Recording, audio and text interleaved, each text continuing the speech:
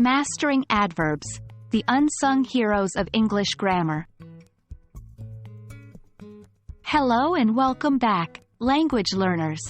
Today, we're diving into an exciting part of English grammar that's often overlooked, but oh so important. Adverbs. They're like the secret sauce that spices up your sentences, giving more flavor to your expressions and making your language more nuanced and vibrant. Let's jump right into it. First off, let's tackle the fundamental question. What are adverbs? In essence, adverbs are words that modify or change the meaning of a verb, an adjective, or even another adverb. They add extra details to our sentences, explaining how, when, where, or to what extent something happens. For instance, take the sentence, "She sings." It's a simple sentence with a subject and a verb. Now let's add an adverb. She sings beautifully. The word, beautifully, is an adverb, modifying the verb, sings. It tells us how she sings, providing extra information and making the sentence more descriptive and interesting. There are generally 4 types of adverbs. 1.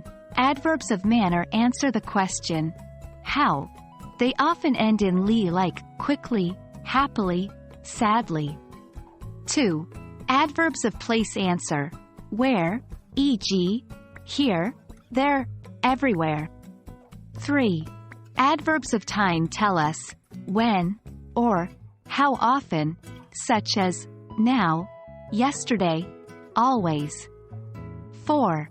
Adverbs of degree indicate, to what extent, like, very, almost, quite. Each type of adverb plays a unique role in shaping the meaning of our sentences, adding layers of complexity and detail. Now that we know what adverbs are and the types, let's discuss where we can place them in a sentence. Adverbs are pretty flexible and can be placed at the beginning, middle, or end of a sentence depending on what you want to emphasize and the type of adverb. 1. At the beginning of a sentence to grab attention. Occasionally, she would write a poem. 2. In the middle of a sentence, usually after the verb. She often visits her grandmother. 3. At the end of a sentence to give it a finishing touch. She writes poems beautifully. And there you have it, a quick dive into the world of adverbs. They might seem small and insignificant, but they are vital in enriching our sentences and conveying more precise meanings.